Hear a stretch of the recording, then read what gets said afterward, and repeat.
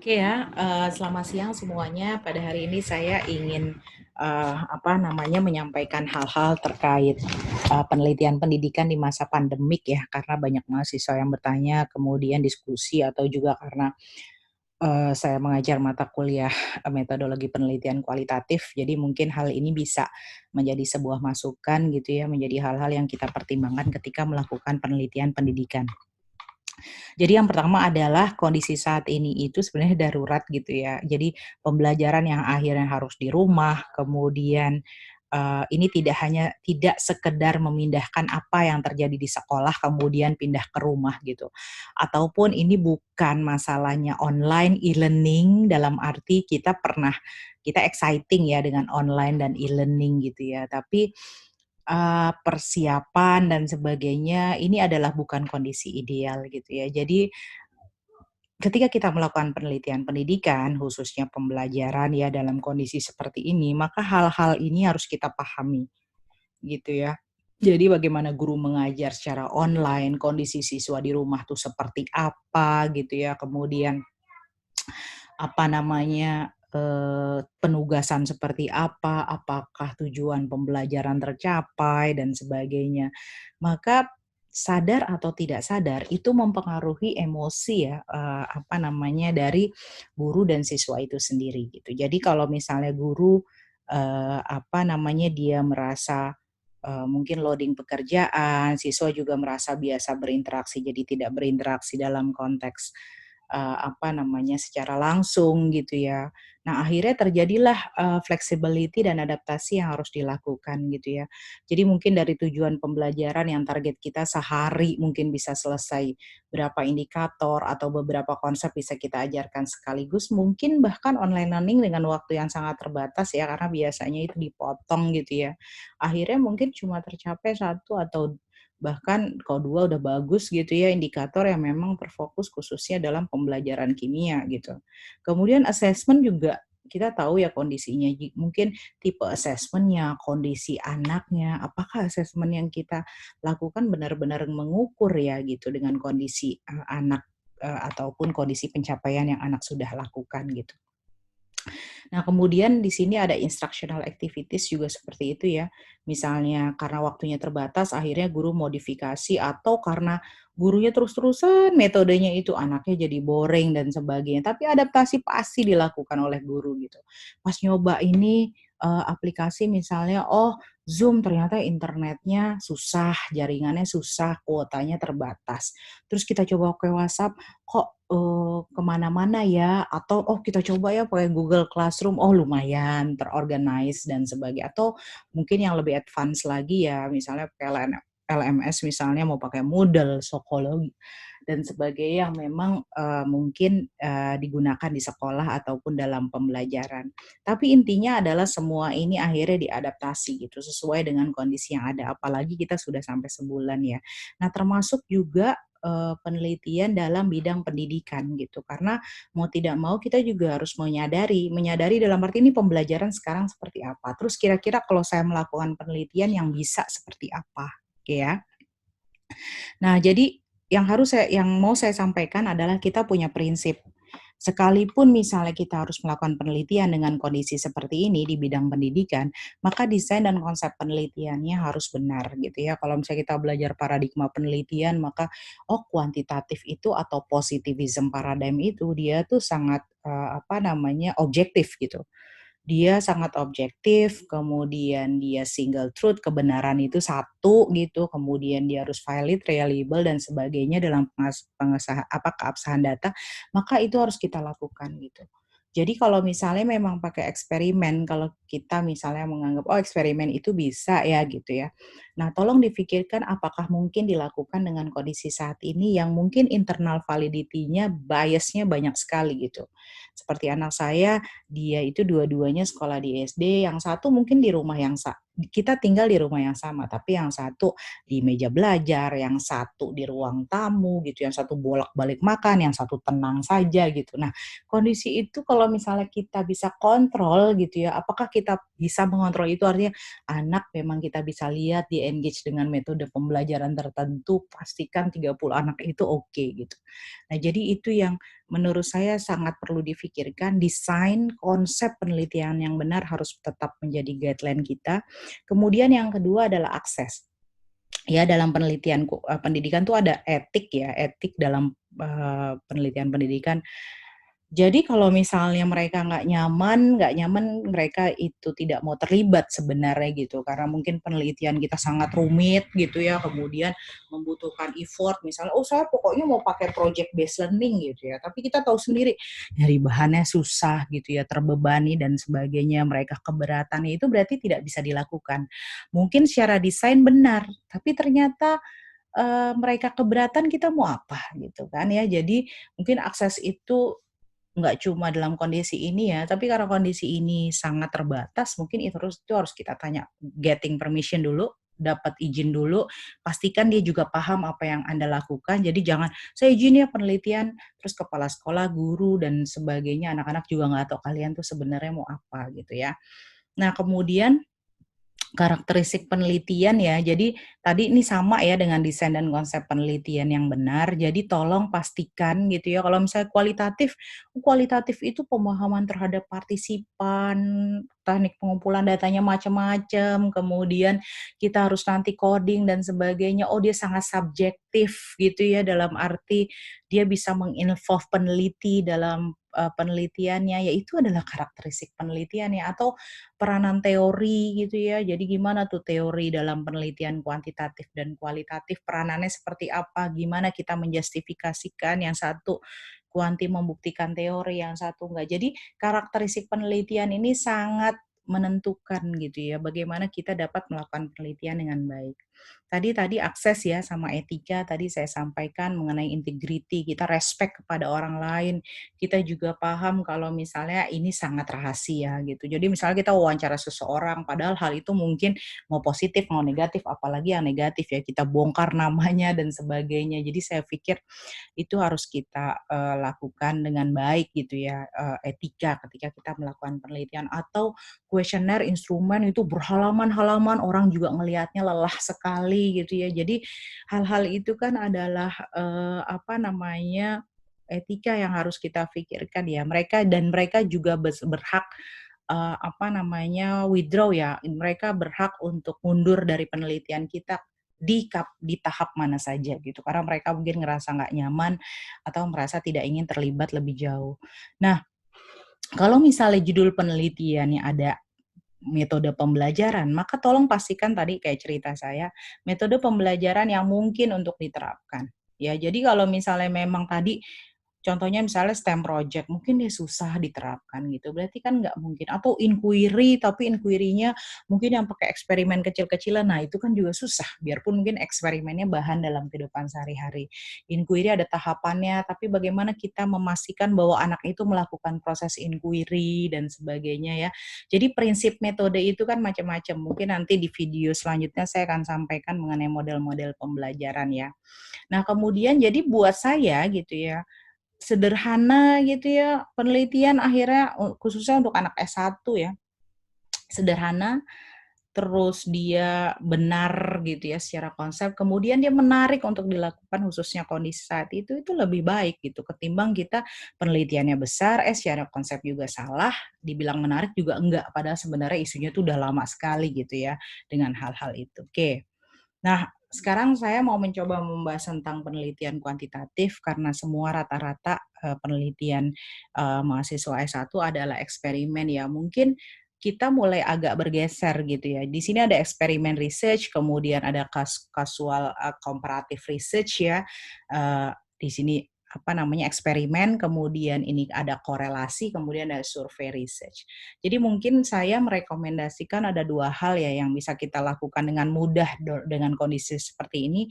Mungkin yang pertama ya survei research gitu ya, kita memberikan survei misalnya secara online, kemudian karena kondisinya online, atau kita bilangnya deskriptif kuantitatif gitu ya, dengan batasan jumlah partisipan yang kita juga perhitungkan. Kemudian yang kedua juga kita mungkin bisa melakukan penelitian korelasi, misalnya hubungan metakognitif gitu. Metakognitif awareness kan ada instrumennya, kemudian dengan hasil belajar. Nah, hasil belajarnya kita bisa cari gitu ya, bisa buat juga kan tes hasil belajar tergantung dengan indikator pembelajaran yang ingin dicapai.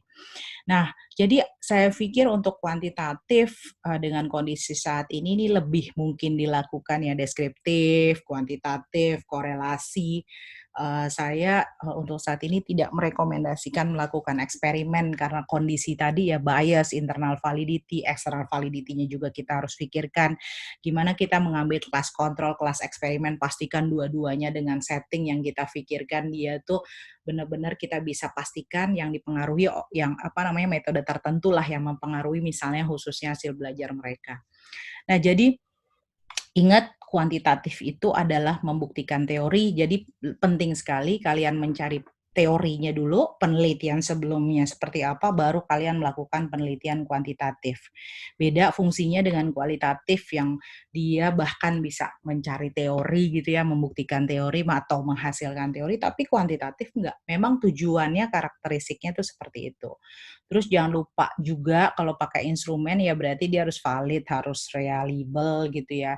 Nah, kalau misalnya mau pakai instrumen yang ada, itu bisa gitu ya. Jadi mungkin tolong dicek, misalnya di-translate, Anda translate lagi ulang ke orang lain, di-translate lagi balik. Jadi antara translate itu udah sesuai, kemudian kalian ukur reliabilitasnya. Karena secara instrumen, dimensi yang ada, pertanyaan yang ada di indikator instrumen yang sudah valid, tapi yang valid ingat ya, usahakan dicari dari sumber yang terpercaya, jurnal-jurnal yang bereputasi. Kemudian setelah itu baru kita ukur reliabilitasnya. Nah, masalah penelitian kuantitatif kan segala sesuatunya harus terukur, maka itu benar-benar harus terukur gitu ya. Nah, jadi misalnya gini, oh ini metakognitifnya ngukurnya gimana ya? Oh dia pasti pakai angka. Angkanya nanti jenis datanya jenis datanya apa nanti dipelajari lagi di kuantitatif. Nah, sekarang keabsahan data penting, jumlah partisipan biarpun misalnya kita bilang oh 30 minimal, tapi kalau misalnya kita dapat lebih banyak, kuantitatif kan karakteristiknya memang jumlah gitu ya. Maksudnya artinya dia akan semakin baik. Biarpun tergantung juga semakin banyak apakah dia menjawab pertanyaan dengan baik gitu ya. Jangan-jangan semakin banyak malah semakin banyak juga yang akhirnya harus dibuang karena tidak mendukung dalam konteks validitas penelitian atau instrumen ataupun data yang kita gunakan. Ini tadi yang saya sampaikan ya, kuesionernya usahakan yang valid, sumbernya dari jurnal yang bereputasi, kemudian kita translate, dan tolong pikirkan kondisi online ini. Jadi pastikan memang biarpun sulit, tapi paling tidak, oh kira-kira nih kayaknya online dia bisa lah melakukannya dengan baik. Ya silahkan, itu kondisinya kita bisa atur gitu. Nah, ini contohnya ya dalam pembelajaran kimia, ini jurnal saya semua pakai Chemistry Education Research Practice karena ini kimia dan ini level Q1 dan ini dari RSC ya. Jadi di penelitian ini dia mengkaji masalah hubungan motivasi dengan hasil belajar kimia organik. Instrumennya itu ada dua. Jadi instrumen motivasi yang sudah valid, kemudian tes hasil belajar kimia organik juga yang valid. Jadi ada prosesnya di jurnal ini yang dia gunakan. Jadi di sini penelitiannya korelasi ya. Jadi ada dua instrumen yang digunakan, kemudian nah jika karena kondisinya semuanya serba online daripada kita harus konstruk instrumen baru gitu ya dengan text time, validitas dan sebagainya gitu ya, kita harus ngecek konstruknya dan sebagainya. Jadi lebih baik memang untuk anak S1 nih khususnya yang menggunakan instrumen yang sudah valid gitu. Nah, tolong pertimbangkan juga dengan jumlah partisipan dan kondisi tes sama yang tadi saya sudah sampaikan ya. Kemudian hasilnya karena ini namanya deskriptif kuantitatif ya, kalau pakai di dalam hasil ini atau perhitungan korelasi, ini ada hubungannya signifikan atau enggak ya gitu. Jadi dia tidak membutuhkan tadi ya pembuktian dalam konteks penelitian eksperimen dan sebagainya. Oke, Nah, selanjutnya nih contohnya ya, jadi instrumennya udah ada di jurnal-jurnal ini. Contohnya instrumen motivasi. Jadi ada nama instrumennya Academic Motivation Scale Chemistry. Kemudian atau berpikir kritis nih banyak ya. Nih dia membuatnya Chemistry Critical Thinking Test, .test karena ini nama orang ini. Kemudian ada tes kinerja juga. Dia juga ada. Terus ada namanya Creative Problem Solving. Dia Wood nih tahun 2006 ya, jadi bisa dilihat instrumennya. Jadi tinggal bisa dipakai, ditranslate, diukur lagi reliabilitasnya karena kita mentranslate instrumen dan dengan konteks yang berbeda di Indonesia, bukan di luar sana.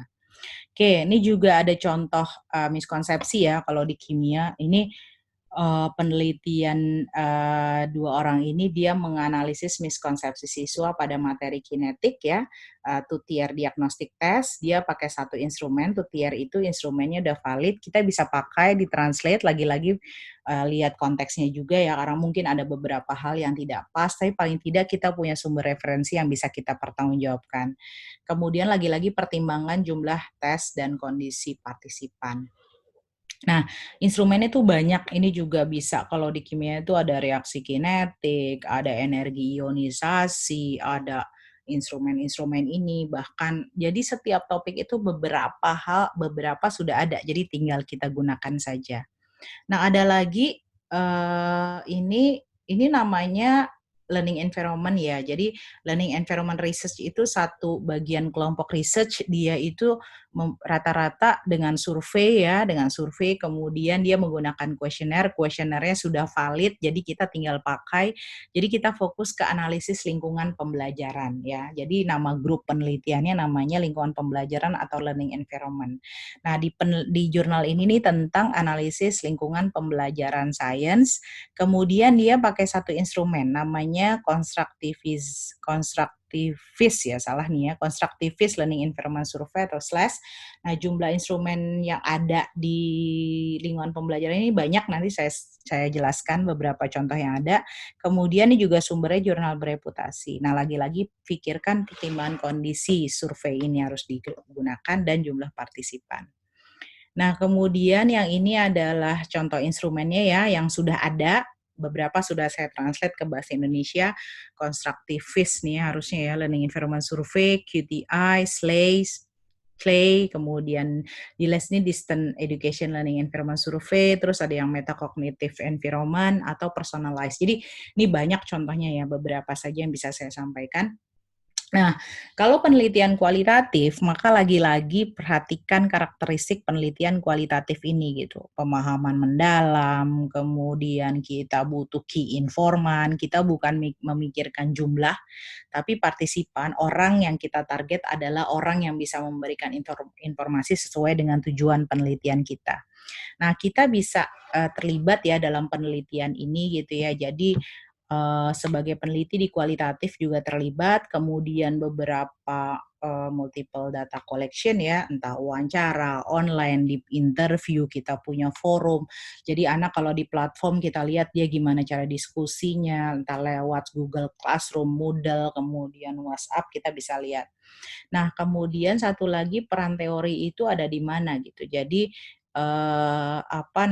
apakah peran teori di sini di kualitatif itu gitu ya, dia malah bukan membuktikan teori karena dia bisa jadi menghasilkan teori. Nah, ini contohnya ya. Jadi ini mental model ya. Jadi mental model itu guru dikasih 85 guru dikasih tes esai, kemudian dipilih 18 orang di interview. Nah, di sini semuanya bentuknya deskriptif hasil penelitiannya. Jadi mental modelnya pada konsep ini ada yang miskonsepsi, ada yang nggak paham dan sebagainya. Nah, karena ini grounded teori ya, jadi dia pakai analisisnya constant comparison ya.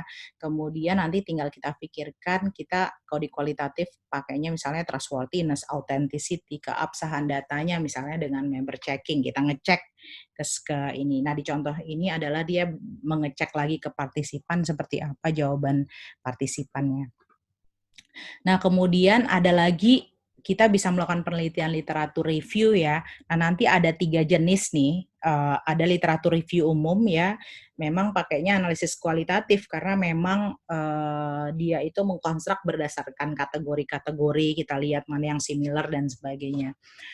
Nah, hati-hati dengan reputasi sumber, nggak semua jurnal kita bisa pakai karena kita pastikan dia bereputasi, bukan jurnal predator gitu, dan dia memang berkualitas hasil penelitiannya, karena mempengaruhi bagaimana kita membuat kesimpulan. Kemudian ini nggak spesifik, jadi kalau literatur review semuanya mau kuanti, kuali diambil jurnalnya. Nah, kalau systematic literatur review, dia tuh seperti punya research question gitu. Jadi dia punya pertanyaan spesifik, bagaimanakah motivasi siswa dengan bla bla bla gitu ya. Jadi dia lebih spesifik. Jadi akhirnya karena dia spesifik, dia itu milih jurnalnya dan spesifikasinya juga jadi lebih spesifik dibanding literatur review, dan analisisnya juga kualitatif ya karena konten analisis. Nah, yang terakhir itu namanya meta analisis. Nah, ini lebih spesifik lagi, jadi kalau lihat gambar ini dari systematic literatur review, systematic review. Jadi kalau sudah dapat systematic review, kemudian kita ambil tuh lagi dari systematic review, ambil yang kuantitatif, karena sebenarnya apa namanya, karakteristiknya ini adalah sumber-sumber jurnalnya kita ambil dari data-data eksperimen, biasanya penelitian eksperimen, karena kita mau lihat nih efek size, kemudian analisisnya tuh lebih ke statistik ya. Jadi kalau ditanya tingkat kesulitannya paling sulit mana, ya meta analisis gitu. Tapi systematic review juga cukup rumit ya, karena memang dia punya pertanyaan spesifik, kemudian nggak semua juga bisa kita gunakan gitu, tergantung pertanyaan kita seperti apa.